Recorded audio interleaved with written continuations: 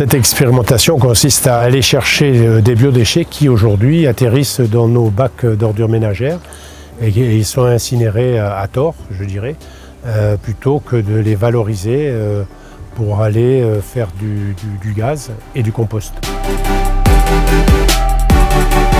Ça correspond alors personnellement à un besoin qu'on avait depuis un certain temps de pouvoir réduire la quantité de déchets qu'on met dans nos ordures ménagères.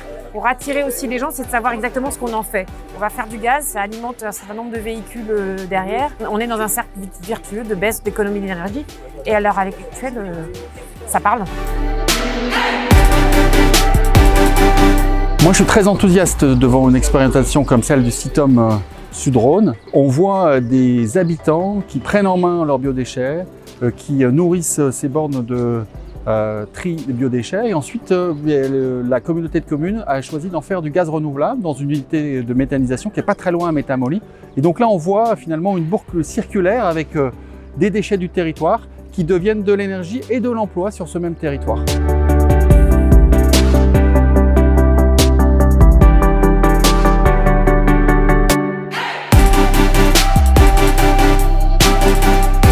Le métier d'Ecovalim, c'est de collecter et de pré-déconditionner les déchets alimentaires, les biodéchets, en vue de pouvoir les flécher, les envoyer, les orienter vers la suite et la succession logique de la filière, à savoir la méthanisation. Donc on récupère des déchets conditionnés ou déconditionnés pour les mettre sous forme de soupe de déchets alimentaires, c'est le terme consacré, le terme réglementaire, pour pouvoir les envoyer en unité de méthanisation pour produire du biogaz.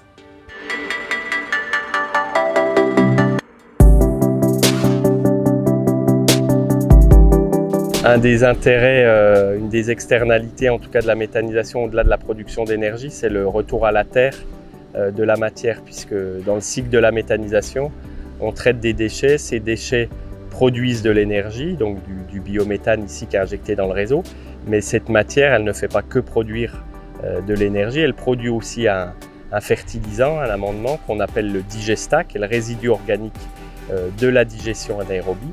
Et ce résidu organique, le digestat, il repart à la terre.